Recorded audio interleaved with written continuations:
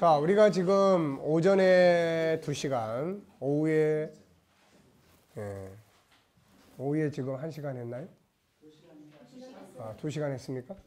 그럼 4시간 동안 우리가 뭐 했죠? 물론 G7을 했습니다.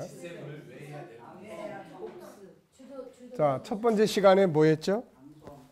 그렇죠. 암송의 이제 중요성. 이제 G7의 핵심은 암송이다. 이번에 이제 우리 군인들을 대상으로 해보면서도 암송한 것이 남는구나라는 생각을 다시 한번 이제 하게 됐는데, 그래서 G7의 핵심은 암송에 있다. 근데 암송도 무조건 암송하세요. 그럼 굉장히 어렵게, 우리는 보통 암송을 어렵게 생각을 합니다. 그러니까 어떻게 쉽게 접근을 할 수 있고 재밌게 접근을 할 수 있도록 도와줄 수 있는지. 애들 보고 예를 들어서 이거 암송해. 그런 말 한마디도 안 해도 애가 보고 듣고 하는 데다가 자꾸 그 옆에다가 갖다가 볼 수 있게끔 만들어주면은 이제 자동적으로 암송이 가능해져요. 그게. 그래서 이제 그런 부분. 두 번째 시간 뭐였죠? 네.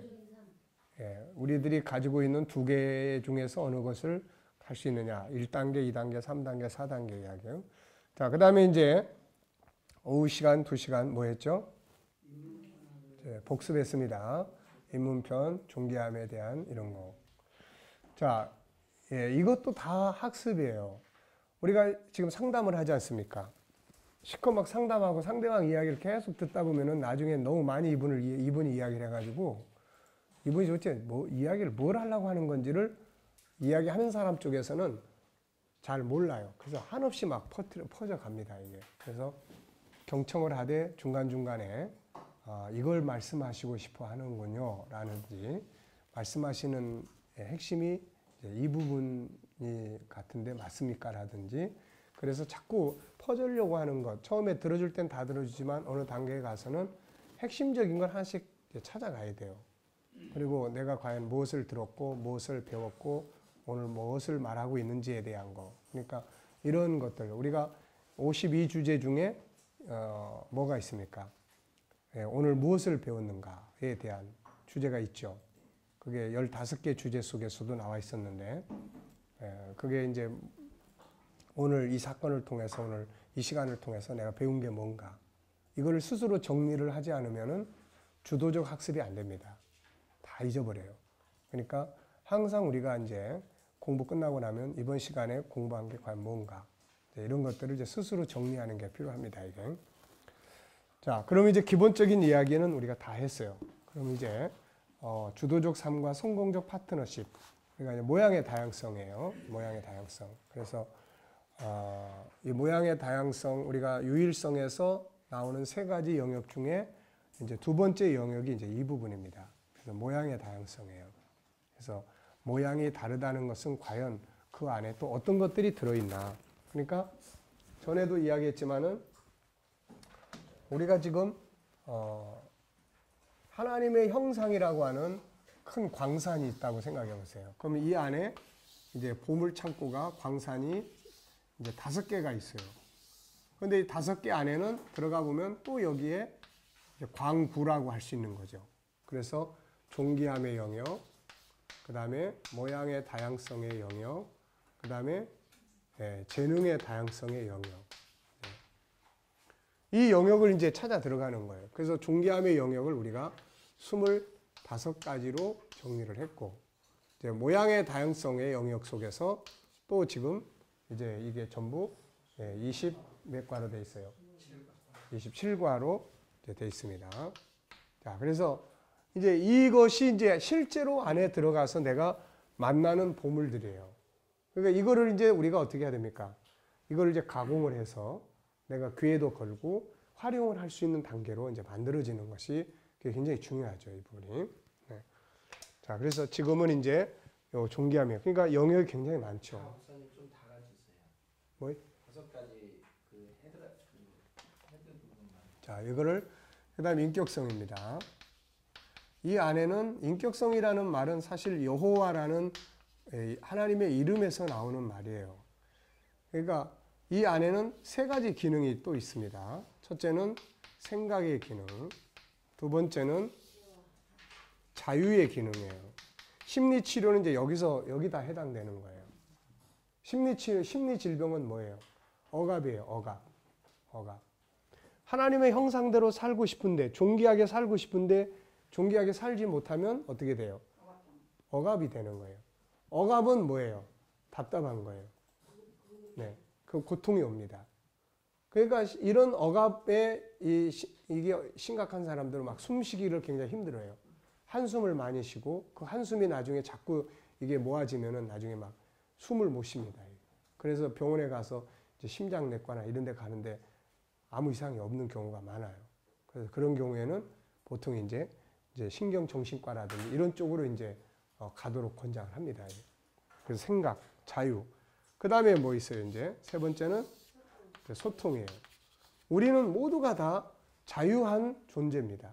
자유한 존재가 공동체를 이루어서 살려고 하니까 여기 뭐가 필요합니까? 소통이라는 게 필요한 거예요. 그래서 이 소통의 능력이 요즘엔 굉장히 중요하게 다루져요. 그래서 소통을 하기 위해서는 이제 우선 제일 먼저 소통의 방법이 뭐예요? 대화죠, 대화. 이 사람하고 나하고 통하는 서로 소통의 방법은 대화가 있고 그 다음에 인격적 관계가 있고 행동의 관계가 있어요. 그런 여러 가지 부분들이 있는데 그 중에 하나가 첫 번째가 대화입니다. 이게. 그래서 대화는 또 뭐예요? 어떤 요소가 있어요? 대화는 듣는 요소가 있고 말하는 요소가 있어요. 과연 내가 상대방의 말을 잘 들어주고 있느냐? 들어주되 공감의 능력이 얼마나 그냥 들어주느냐? 듣다가 성질 내느냐? 아니면 공감을 해주느냐? 어떤 부분의 능력을 키워가야 될 거냐? 이런 거 전부 다 이런 거 하다 보면 가장 중요한 것 중에 하나가 분석의 능력이에요. 분석을 해야 됩니다. 분석. 심리도 분석을 해야 되고 이 사람이 왜 이런 질병이 있는지, 원인이 뭔지, 과거에 이 사람이 어떻게 살았는지, 이 사람의 위치가 뭔지. 예를 들면 장남인데 장남으로 큰 사람은 자 뭐가 있을까요? 자 부모로부터 계속해서 장남이야 뭐가 있죠? 책임감만 있나요? 또 하나 있어요. 뭐가 있죠? 권위를 줍니다. 권위. 형님한테 그러면 안 돼. 형인데 권위를 줍니다. 그러니까 이 장남은 책임과 권위를 같이 가지고 있는데 만약에 자꾸 책임만 지우고 권위를 인정 안 해주면 어떤 문제가 생기죠? 네, 분노하고 좌절하고 그리고 이게 이제 어떻게 되죠? 딴 사람한테 이제 전이가 됩니다. 이렇게 폭발하는 거예요. 그러니까 폭발하는 현장만 보면은 상담이 안 돼요. 폭발하는 현장 보면은 훈계만 합니다. 너 맨날 왜 그래? 이거만 돼요. 근데 이게 아니고 뭘 해야 되죠? 그 배경을 들여다봐야 돼요. 배경. 원인을 찾아내야 돼요. 우리가 성경은 항상 영적인 부분과 이 디모데후서 3장을 꼭 기억하세요. 구원에 이르는 이 부분이 있고 하나 또 뭐 있어요? 사람을 온전하게 만드는 거야. 사람을 선한 능력을 갖추게 만드는 거예요. 모든 성경은 이 두 가지가 같이 돼 있어요. 두 가지가. 자, 그래서 성경마다 하나는 영적인 부분이에요. 영적인 거라는 게 뭐죠? 구원의 문제고 하나님과의 관계 문제고 천국 문제고 영생의 문제고 이런 거예요. 이 부분만 있는 게 아니에요. 또 한쪽은 뭐가 있죠? 삶에 대한, 인간에 대한 게 있어요. 고린도전서 13장 뭐 이야기하죠? 인간의 어떤 관계성을 다루고 있는 거예요. 자, 데살로니가 후서를 보면은 인간 관계에 아주 정통한 모범을 보여주고 있어요. 인간관계 정통한 모범을 보여주고 있어요. 분명히 데살로니가 후서는 영적인 면이 때문에 기록된 책이에요. 예수님의 재림의 문제가 있고 그 다음에 그 문제 때문에 재림의 관계 때문에 오버해서 이제 문제를 일으켰어요. 일은 안 하고 맨날 일만 만들고. 그러니까 바울이 이 문제를 다루기 위해서 문제 있는 사람들을 지적하기 위해서 이 글을 편지를 썼어요. 그런데 바울이 그 문제 있는 사람들을 지적하기까지 1단계, 2단계, 3단계까지 거쳐갑니다. 1단계는 1장이고 2단계는 몇 장이에요? 2장이지. 3단계는 몇 장이에요? 3단계요. 그럼 1장의 단계를 먼저 거쳐야 돼. 다짜고짜 너 그렇게 살면 안 돼. 너 그따위로 살려면 교회에서 나가든지 그렇게 살면 안 돼. 이렇게 하면 3장에 깨지 1장으로 왔는데 그 이야기는 3장에 가서 한다고요. 그럼 1장은 뭐 합니까? 자, 우선 1장에서 바울 사도가 하는 게 있어요. 첫째는 문안 인사를 멋지게 합니다. 은혜와 평강이 있기를 바랍니다. 은혜와 평강이 있으라는데 기분 나빠할 사람 있습니까? 은혜 충만하게 받으세요 그러는데 무슨 소리를 하고 있는 거예요? 이런 사람 없어요. 자, 두 번째는 뭐 하게 되죠? 데살로니가 교인들을 인해서 나는 여러분들을 인해서 항상 하나님께 감사합니다. 감사한 이유는 이러이러합니다. 그러고 세 가지를 찾아내줘요. 우리가 이거 다룰 때 맨 처음에 나눔을 가질 때 맨 처음에 뭐 하죠? 자, 축하할 점, 칭찬할 점을 이야기를 해보세요. 네. 어떤 경우에는 자기가 뭘 잘하고 있는지도 모르는 경우가 많아요. 사람이 자기가 잘하고 있는 거를 늘 생각을 하고 그걸 끄집어낼 줄 알면은 자존감이 높아집니다. 그런데 자기가 잘하는 것을 전혀 생각해내지 못하면 못하는 것만 자꾸 꾸중을 보게 되고 못하는 것만 자꾸 대하면은 자존감이 한없이 떨어져요. 그래서 바울 사도는 이제 두 번째 영역에서 그걸 하는 거야. 나는 당신들을 위해서 기도할 때마다 항상 하나님께 감사합니다. 이유는 이렇습니다. 첫째는 당신들의 믿음이 날마다 성장해 가고 있습니다. 두 번째는 어려움 속에서도 당신들은 사랑을 베푸는 데 대해서 아주 풍성합니다. 세 번째 이야기는 주의 오심에 대한 이런 부분들에 대해서 확실성 있는 믿음을 가지고 있습니다. 그래서 나는 이것을 사람들에게 자랑하고 있습니다. 어때요? 듣는 사람이? 자기들도 모르는 이야기를 꺼내가지고 바울이 고마워하고 있다는 거예요. 이게. 자, 그 다음에 세 번째는 뭘 이야기를 하고 있습니까? 그 사람들이 지금 부딪혀 있는, 겪고 있는 가장 중요한 그들의 관심사. 뭐죠? 지금 데살로니가 교인들에게 있어서 가장 중요한 관심사는 뭐죠? 환난을 당하고 있어요. 환난 문제예요. 환난. 그러니까 이 환난에 대한 의미를 바울이 찾아주는 거예요. 만약에 거기서 바울이 그들이 당하고 있는 현실을 무시해버리고 잘못하고 있는 것만 이야기를 해버리면 이거는 안 되는 거예요. 이거는 인간관계법에서 아주 빵점이에요. 그 사람이 관심사가 뭔지를 전혀 다뤄주지 않고 자기 이야기만 실컷 하는 거. 이거는 인간관계론, 대화론에서 아주 빵점이에요. 그러니까 바울은 거기서 데살로니가 교인들의 가지고 있는 관심사를 이야기를 해요. 그게 뭐죠? 환난 당하고요. 지금 죽기를 각오하고. 그래서 예수님의 재림신앙이 더 강화되는 거예요.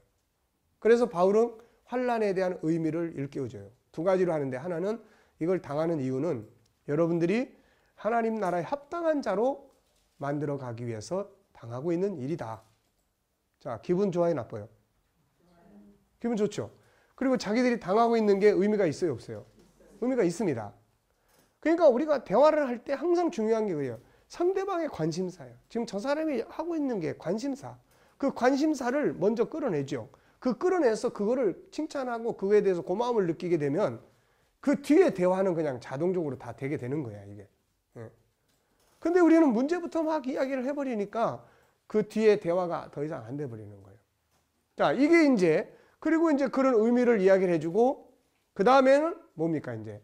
결과를 이야기해줘요. 여러분들이 지금 환난을 당하지만 나중에 주님 오실 때 환난 당하는 자들은 위로로 갚으시고 환난하는 자들은 환난을 멸망으로 들어가게 된다. 여러분들은 하나님의 그 크신 영광에 참여하게 될 것이다. 이야기를 해줘요. 그러면 그 환난을 당하면서도 뭐가 생기죠? 소망이 생기고 그걸 당할 수 있는 동기가 되는 거예요. 이건 필요 없는 게 아니다. 이거. 2장은 뭘 이야기하죠? 그럼 이제 그런 이야기 다 해놓고 문제를 지적하는 게 아니야.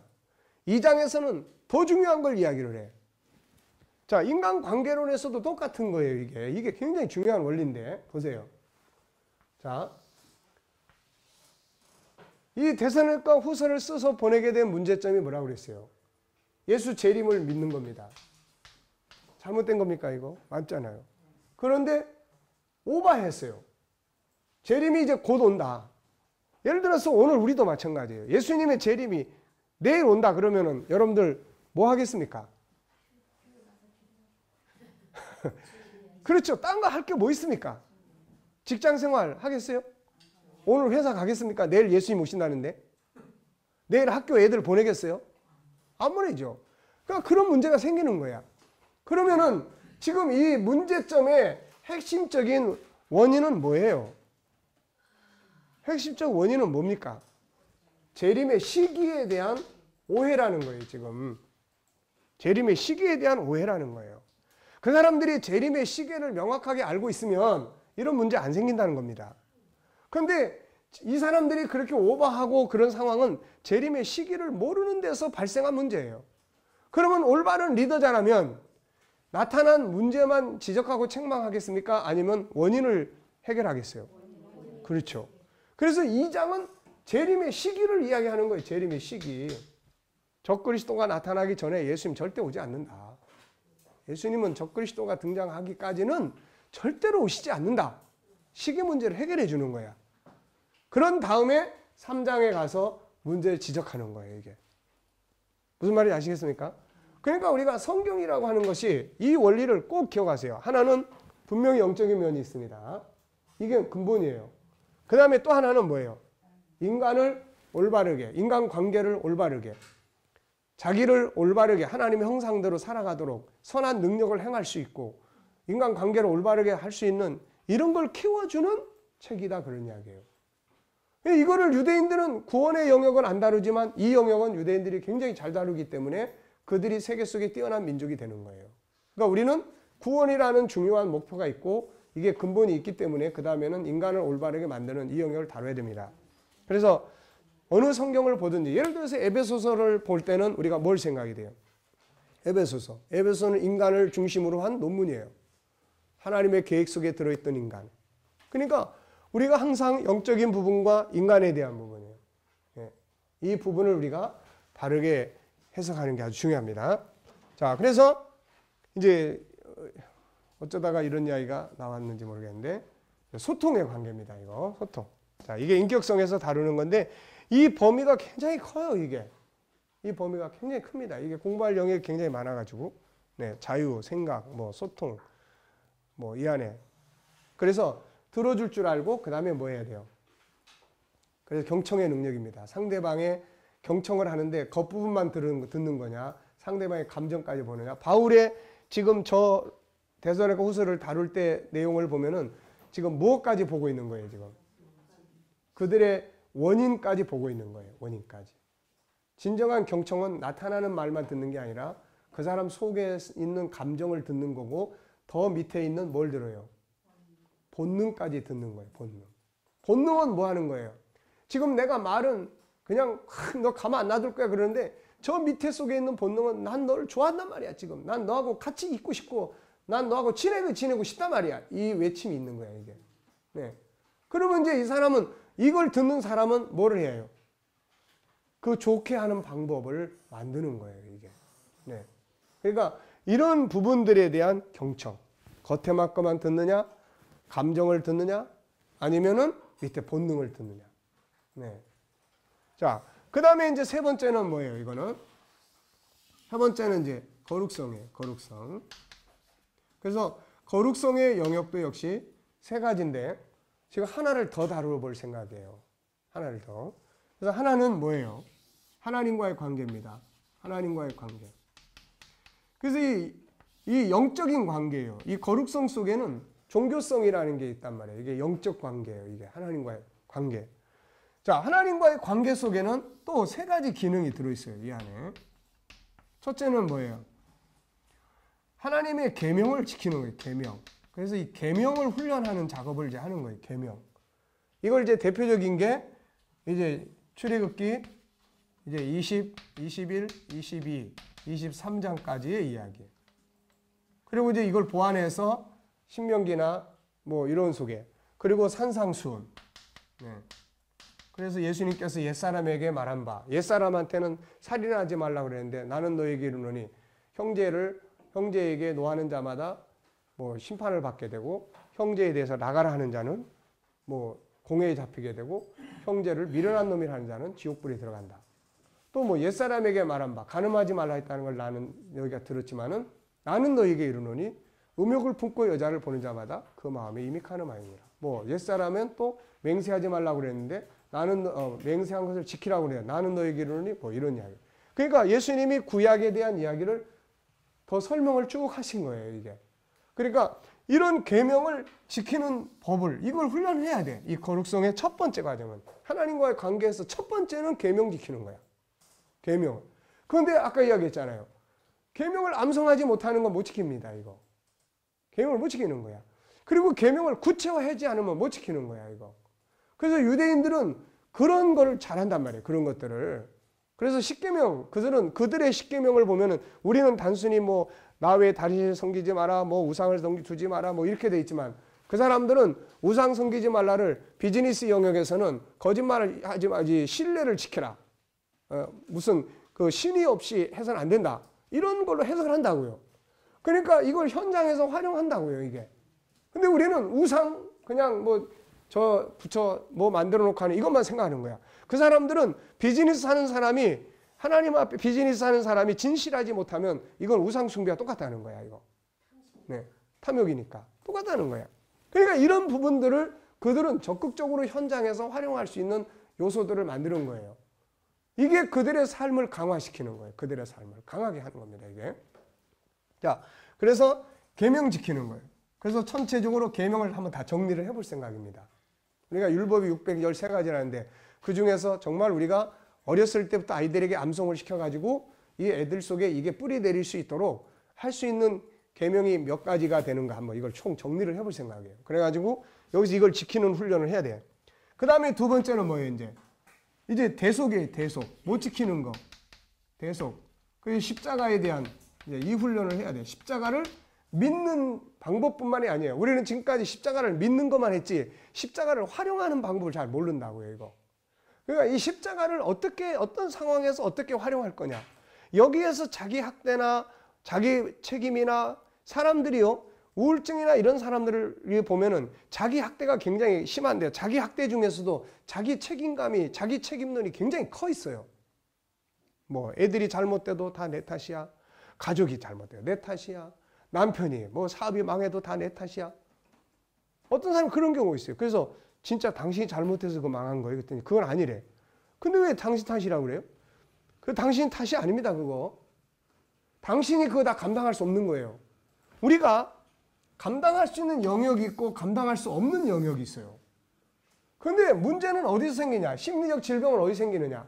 감당할 수 없는 영역을 자꾸 짊어지려고 하는 데서 문제가 생기는 거야. 예?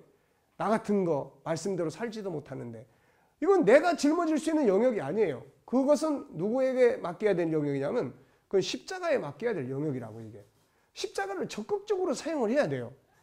지금 우리들의 신앙은요 거의가 추상적이에요. 거의가 그걸 제대로 활용을 안 한다고요. 그거를. 그러니까 우리가 이 훈련을 통해서 구체화해야 됩니다. 구체화. 이럴 때 십자가를 사용하. 천국 제대로 사용을 안 한다고요. 천국을 믿긴 믿는데 천국을 사용 안 한다고. 천국을 언제 어느 때 어떤 상황에서 어떤 모습으로 어떤 방법으로 사용을 해야 될 것인지 이런 훈련들이 돼줘야만 그 상황에서 천국을 응용하고 활용해서 위기를 극복하고 그러면 천국이 그 문제를 해결하는 능력이 될 수가 있는데 이런 것들이 안 되고 있기 때문에 항상 추상적인 이야기만 우리는 하고 있어요. 이게 지금 교회가 사실은 텅텅 비어가는 원인이 되고 있다고요. 이게. 그러니까 우리가 이런 부분들에 대해서 대속의 십자가예요. 그 다음에 뭐가 있어야 되겠습니까? 이제 뭐가 필요해요? 이제 소통이에요. 소통. 하나님과 소통이에요. 성경은 항상 소통을 이야기한다고요. 우리가 늘 축도할 때 성령의 교통하심이 교통이 뭐예요? 왔다 갔다 하는 거예요. 그러니까 하루에 단 1분만이라도 내 영혼이 정말로 하나님과 소통이 이루어진다면은 화려한 예배에 앉아있는 것보다 훨씬 나아요. 이거는. 네. 근데 예배는 이벤트가 돼버렸어요. 목사 설교 듣고 멋진 찬양하고 그 다음에 어떤 뭐 특별한 거 하고 시간 재가면서 시간 타이트하게 막. 그러니까 이게 소통이 없는 거야. 이게 소통이 없는 영혼이 무슨 하나님과 어떤 은혜의 나눔이 있겠어요. 이거 안 되는 겁니다. 이거. 그래서 이런 소통의 성령의 역사와 어떻게 소통이 이루어져야 되는 건지 이런 것들을 우리가 적극적으로 훈련해서 활용을 해야 돼요. 이게. 자, 그 다음에 이제 거룩성에서 두 번째는 이제 뭐예요? 이제 거룩성의 두 번째는 성품의 영역이에요. 성품. 예수님의 성품, 나타난 성품만 이 정리를 해봐도요 50여 가지가 넘습니다. 그러니까 그런 성품들을 우리가 구체적으로 알아야 돼요. 예수님의 성품 중에서도 뭐 예를 들면은 주도적인 먼저 찾아오시잖아요. 그분이 먼저 오신다고요. 이게 우리가 그분을 먼저 찾아간 게 아니에요. 그분이 세상에 먼저 오셨다고요. 이게 충성, 자, 그분은 예수님의 마음을 품으라고 그랬는데 그분의 성품 그러면 여러분 한번 생각해 보세요. 뭐 있죠? 한번 쭉 이야기해 보세요. 온유함, 그 다음에 겸손함, 그 다음에 사랑, 용서, 순종, 헌신, 희생. 또 아니 더 끌어내봐요. 얼마나 알고 있는가 보게.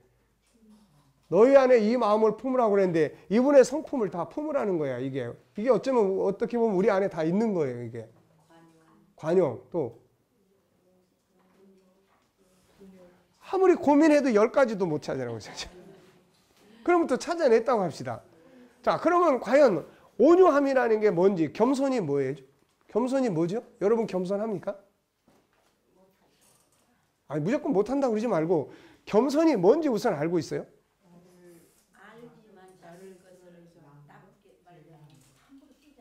아니, 그러니까 겸손이 뭐예요? 우선 알아야 된다고요. 구체적으로. 나를 낮추고. 그럼 나를 낮추는 건 뭐 하는 거죠? 어떻게 하는 거지, 그게? 자, 보세요. 이게 얼마나 참 안타까운 이야기인지. 그러니까 우리가 그런 이야기들을 많이 이렇게 하고 살잖아요. 일상적으로. 근데 그 안에 구체성이 하나도 없어요. 구체성이 하나도 없고 그거를 실제로 할 수 있는 훈련이 아무것도 없어요. 그냥 오늘 목사는 그냥 설교해야 되니까 하는 거고 성도들은 와서 또 예배니까 와서 듣는 거고 그냥 피차간의 그런 관계밖에 아니야. 응? 정말 겸손 하나만이라도 그 뜻을 알고 그거를 바르게 이해하고 그것을 바르게 지켜나가면은 정말 그 겸손이라는 성품 하나가 그 사람의 모든 걸 바꿔놓을 수도 있는데 그러니까 우리는 그런 부분들에 대해서 연구가 필요한 거예요. 그래서 성품. 그래서 세상에서도 성품 학교 뭐 이런 거 많이 하지 않습니까? 네, 이런 거. 근데 이런 근본적 뿌리가 없는 성품 학교는 단회적으로 끝나버려요, 이거. 근본적인 거는 여기에 다 연관이 되어 있는 거예요, 여기에. 큰 틀을. 자, 그 다음에 세 번째는 뭐 있어요, 이제 저항이라고 그랬죠, 저항. 저항성. 예. 탕자가 다 걷어치고 아버지 집으로 돌아가는 거. 네. 부정적인 사고 구조에서요, 긍정적으로 돌아서는 거. 게으름 속에서 이거 아니다 하고 떨쳐버리고 돌아서는 거. 이게 저항이에요. 잘못된 것을 회개하는 거죠. 네. 기독교로 말하면 회개하는 거예요. 그 다음에 이제 여기에다가 하나를 더 넣으려고 하는 게 뭐냐면 아름다움이에요. 아름다움. 아름다움. 뭐, 문화, 예술 다 이런 속에 다 들어가는 거예요. 그런데 요즘에는 예술도 무슨 예술이 있죠? 그거 보고 무슨 예술이라고 그럽니까? 타락한 예술. 타락한 예술을 뭐라고 그러죠? 그거? 속된 말이 있는데. 어쨌든, 예. 예술이 좋은 예술이 아니라 인간성이 아니라 인간을 탈선시키는 예술들이 많잖아요. 그게 아름다움이에요. 그래서 거룩성은 하나님이 만들어 놓고 보기에 심히 좋았더라. 아름다움이에요. 보기 좋은 것이에요. 아름다운 삶입니다. 그래서 이런 것들이 이제 이 안에서 다뤄지는 거예요. 자, 그 다음에는 이제 사랑성이에요. 사랑성. 사랑성은 크게 두 부분이에요. 하나는 내가 받아서 채워야 될 영역이 있어요. 그 다음에 또 하나는 내가 줘야 될 영역이 있어요. 네. 그러니까 이 사랑을 준다고 해서 계속 주다만 보면 나중에 텅텅 비고 나면은 이제 본인이 이제 쓰러져요, 이거. 계속 채우지 않고 주기만 해보세요. 이거 나중에 속이 텅 비어가지고 졸도합니다, 이거. 그래서 수많은 사람들이 여기에서 기진맥진해 있는 거예요. 그러니까 받아야 됩니다. 그래서 채우고 나눠주는 거예요. 그 다음에 이제 영원성은 뭐예요, 이제? 우선 영원성에 대한 본능을 연구해요, 본능. 영원성의 본능이 도대체 어떻게 나타나는 건지. 그 다음에 두 번째는 뭐예요, 이제? 이 본능의 본질이 천국입니다. 그래서 천국 연구예요. 여기서 이제 우리가 천국 7부작 이거 공부합니다. 그러니까 지금 우리가 하나님 나라 운동의 관점에서는 성경 전체에 대한 사상적 측면으로 이걸 다루지만 G7에서는 이걸 하나의 성품적 면에서 다루게 됩니다. 이게. 그래서 성품적 면에서 다루고 그 다음에 이제 천국을 어떻게 응용할 것인가. 예, 우리가 응용해야 될 천국의 5가지 중요한 시점이 있어요. 이랬을 때 반드시 천국을 생각을 해야 된다. 이 문제를 푸는 데는 천국이 해답이다. 이거. 세상을 떠나야 되는데 떠날 시점에서 그 사람에게 지금 제일 필요한 게 뭡니까? 지금 천국이에요. 세상 걸 다 잃어버렸어. 세상 걸 다 잃어버린 상태에서 지금 이 사람이 희망을 가질 수 있는 건 뭐예요? 그건 천국이라고 이거. 응? 그러니까 우리가 사용해야 될 시점에서 그걸 사용하는 방법들을 훈련을 해야 되는 거야. 그 다음에 네 번째는 천국인의 삶이에요. 삶. 천국인의 경제관은 어떻게 해야 될 거냐? 천국인의 교육관은 어떻게 해야 될 거냐? 자, 천국을 알면은 천국인의 삶에서 가장 중요한 게 뭐예요? 천국인으로 사는 삶이 16가지인가를 다루는데 그 중에 첫 번째가 뭐예요? 우리가 천국을 알면 가장 중요한 게 뭐예요? 오늘을 중요하게 사는 거예요. 오늘을 중요하게. 네, 오늘을 중요하게 살아야 돼요. 천국을 모르는 사람은 오늘 아무렇게나 살아요. 근데 천국을 아는 사람은 오늘의 내 삶이 하나님 앞에서 그게 다 평가의 대상이에요. 그러니까 천국을 다루는 사람은 오늘을 성실하게 사는 자세가 만들어져야 됩니다.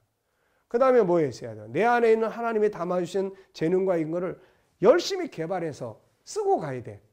하나도 안 쓰고 가져가면 안 돼. 그 한 달란트처럼 돼버리는 거예요. 그러니까 정말로 천국을 아는 사람은 이런 문제예요. 천국인의 경제관, 천국인답게 돈을 벌고 천국인답게 돈을 쓸 줄 알고 이런 천국인의 경제관이 있어야 돼요. 천국인의 가정관, 천국인 가정은 어떻게 살아야 되는지, 천국인은 자녀들 교육을 어떻게 교육을 시켜야 되고 무엇이 가장 중요한 교육이 될 것인지 이런 부분들을 여기서 이제 다루는 거예요. 이게. 그래서 전체적으로 5가지의 틀을 우리가 이제 이렇게 다루는데 지금 그 중에서 지금 뭐예요 지금? 예, 2가지 지금 첫 번째에서 두 번째를 다루는 거예요. 아시겠습니까? 그러니까 지금 앞으로 한참 가야 돼요. 목사님 13개 나왔잖아요. 응. 그 중에서 특별히 그 어느 영역은 이 부분이다라고 이렇게 지명할 수 있는 부분이 있으면 그것도 좀 주시면 미리서 조금 알면 공부하는. 자, 그러니까 지금 우리 이 자격증과 관계된 이야기죠. 네, 이게 이제 결국은 이게 이제 소스인데 네. 어느 소스와 거기와 연관이 돼 있는 건지 조금 미리. 자, 여러분이 한번 보세요. 자, 거기 이제 성품 지도사, 그거 어떤 거 해야죠? 성품 지도사 어떤 거 해야지? 자, 성품 지도사의 거룩성에서 이 성품이 영역입니다. 이게. 근데 자, 이렇게 됩니다. 이제 앞으로 이렇게 공부가 될 거예요. 자, 이거는 맨 밑에 거는 뭐 같으세요? 맨 바깥에 있는 거. 자, KDM의 사상적인 거예요. 네. 그 다음에 이건 두 번째는 뭐 같이 보이세요? 자, G7의 요약이에요. 네. G7 요약입니다. 그러니까 성품 지도사를 공부하는 사람이 해야 될 게 우선 KDM의 기본 틀을 알아야 돼요. KDM의 기본 틀을. 무슨 말 아시겠죠? 그걸 뭐 지금처럼 천국운동의 7부작을 뭐 1년씩 해서가 아니라 계략적인 KDM의 이 천국운동에 대한 내용을 공부를 해야 된다는 거예요. 이게. 그 다음에 G7 전체를 다 할 수는 없지만은 G7의 또 계략적인 틀을 해야 된다는 거야. 이게. 그 다음에 이제 뭐 해야 돼요? 이제 전공이에요. 전공. 이 전공이 뭡니까?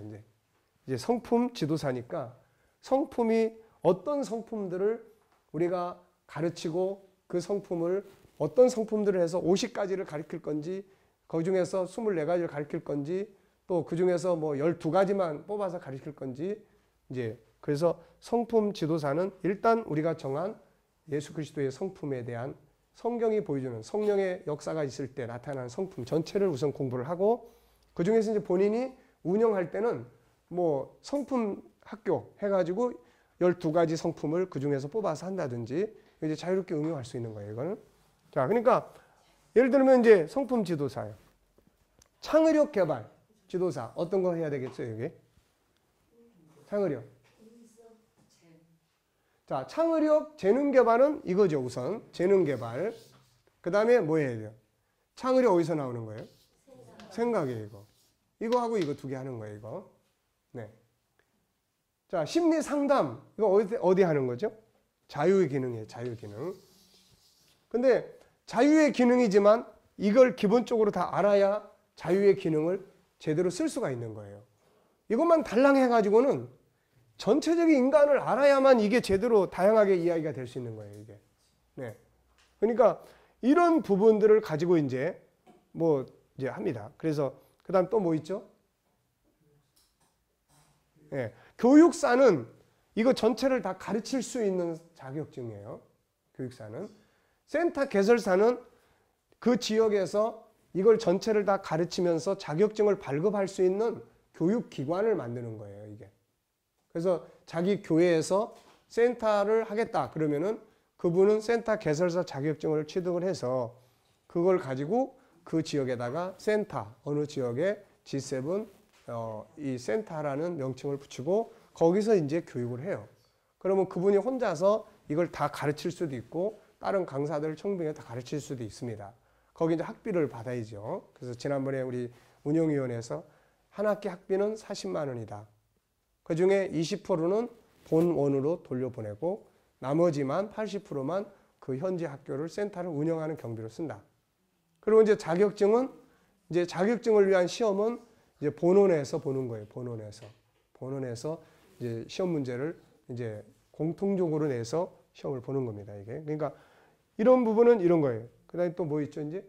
그러니까 교육사, 센터 개설사는 이제 그런 차이점이 있고, 그다음 뭐 있습니까? 심리 상담은 이게 중심이고, 그다음 또 뭐 있죠? 멘토링이나 이런 부분들은 어떻게 보면은 이런 것들을 운영하는 자격이에요. 코칭사, 멘토링 지도사 이런 거는 이런 것들을 다 알므로 인해서 그거를 적절하게 운영을 해주는 거예요. 이 아이한테는 재능 개발이 필요하다. 그러면 이걸 많이 활용을 하고, 창의력 개발이 많이 필요하다. 그럼 이거 활용해주고, 이제 그걸 적당하게 응용할 수 있는 이제 프로그램을 짜는 겁니다. 그래서 이제 우리가 이제 이거 KDM 전체, G7 전체, 그리고 코칭사를 할 때는 이걸 어떻게 사람에게 코칭을 할 수 있는지에 대한 응용의 방법들을 거기서 이제 다룰 거예요. 예. 그 다음에 이제 언어 지도사가 있어요. 언어 지도사. 언어 지도사는 뭘 해야 됩니까? 이거 하는 거예요, 이거. 그래서 여기서 공부하는 게 언어에서 우선은 이제 이 소통이요. 하나는 언어예요, 언어. 그 다음에 하나는 이제 대화입니다, 대화. 그 다음에 관계예요, 관계. 이렇게 다루져요. 그러니까 이제 언어 지도사는 뭘 해야 됩니까? 이거 해야 돼요, 이거. 그래서 이 언어 속에는 뭐가 있습니까? 언어의 능력이 있어요. 언어의 능력. 그 다음에 질문법이 있어요, 질문법. 그래서 코칭은 이 질문법은 기본적으로 해야 돼요, 코칭은. 질문법. 코칭은 답은 상대방 머릿속에 있고 그 답을 꺼내기 위해서 코치는 계속 질문을 해주는 거예요. 그래서 이 질문법을 여기서 공부합니다. 이 코칭은 이거 공부하면 돼요. 중심적으로. 그 다음에 이제 대화법이에요. 이제 능력, 언어의 능력, 그 다음에 뭐 이제 언어에 대한 질문법, 그 다음에 이제 대화 속에서 경청의 방법, 경청의 능력, 그 다음에 이제 내 말을 어떻게 효과적으로 할 수 있을 거냐. 내가 가지고 있는 내용을 효과적으로 이야기를 해줘야만 그게 감동을 줄 수 있는 거예요. 그걸 감동적으로 프레젠테이션을 해야 내가 이야기한 걸 선택을 해줄 수가 있습니다. 이런 것들이. 근데 내가 말만 하면은 상대방이 성질을 내게 말을 해. 그게 뭐 하는 게, 뭐에 문제가 있어요, 지금? 말하는 방법에 문제가 있는 거예요, 이게. 듣는 데 문제도 있지만은 말하는 방법에 문제가 있는 거예요. 이런 걸 다룹니다, 이제. 자. 그럼 이제 언어 이 부분 다루고, 인간 관계학 뭐죠? 이거 다루면 되는 거예요, 이거. 근데 관계학을 한다고 해서 요것만 해가지고 관계를 제대로 갖게 할 수 있느냐? 이것을 다루기 위해서 예를 들어서 인간의 본질은 존귀하다든지 이런 기본적인 것들을 닦아야 돼요. 그래서 요 부분들을 이제 통해서 전체적인 것 특성을 하고, 그 다음에 이제 나머지는 이제 이런 부분적인 것들을 응용을 이제 같이 하는 거죠, 이게. 그 다음에 또 뭐 있죠? 굿 무빙. 그건 뭐 해야 됩니까? 굿 무빙은? 자, 인생론을 다뤄야죠, 인생론. 그거는 그러면서 뭐가 가장 중요하게 다뤄져야 돼요? 영원성. 예, 이거 영원성을 아주 중요하게 다뤄야 돼요. 그래서 굿 무빙을 위해서 애니메이션을 한 30분짜리로 지금 그 저기 누가복음 16장 천국 지옥에 대한 이거를 애니메이션으로 일단 만들어 볼 생각이에요. 지금 우리 애니메이션 제작하고 있잖아요. 그래서 굿 무빙에서 그 사용할 수 있는 거, 예, 그런 거예요.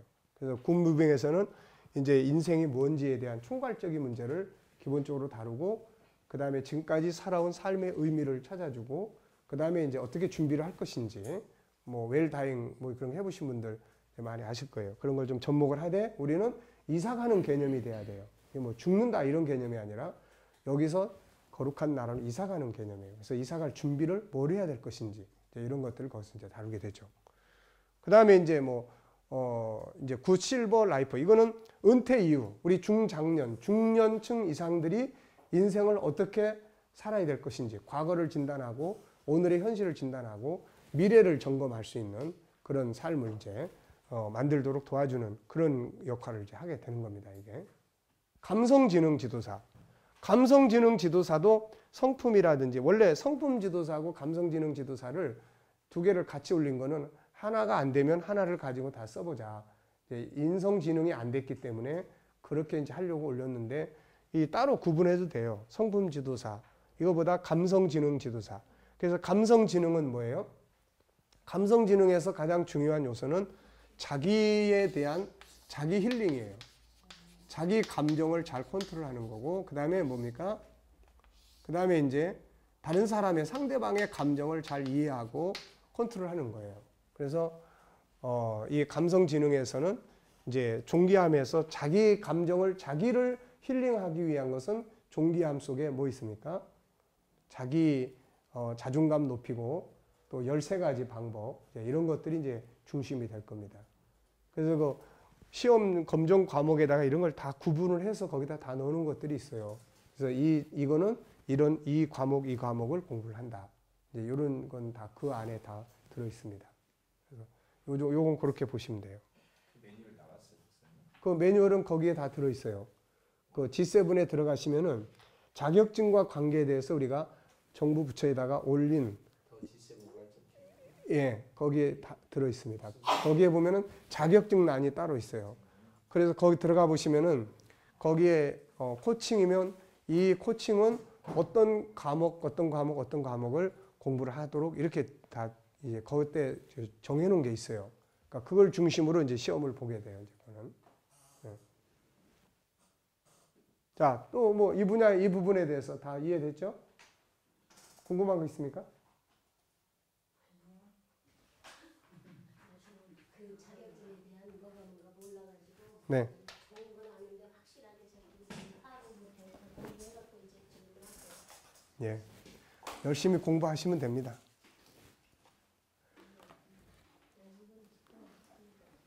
우선 뭐 자격증은 이제 올 연말 지나고 내년에 이제 자격증 과정을 거치면서 자격증 발급을 위해서 우리가 1차적으로 지금 한 회를 지금 거쳐가고 있으니까, 그러다 보면 저런 분야들을 이제 우리가 활용할 수 있는 그런 이제 그 예를 들면 성품 지도사 그러면 지금은 이제 전체적인 면에서 성품을 다루지만은 성품 지도사 이 교육 책이 한 권 나옵니다. 이게 성품 지도사.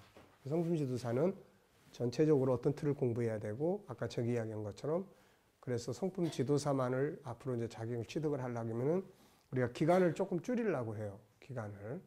이 어떤 자격증에 따라서 이제, 근데 이거는 시간이 좀 필요하고, 그래서 예를 들면은 뭐 저 성품 지도사 자격증을 받는데 1년 반 걸린다. 그럼 한 학기는 이제 KDM을 다루고, 한 학기는 이제 G7을 다루고, 한 학기는 이제 성품에 관한 것만 집중 다루게 되고, 이런 형식이 이제 될 수 있어요. 이제.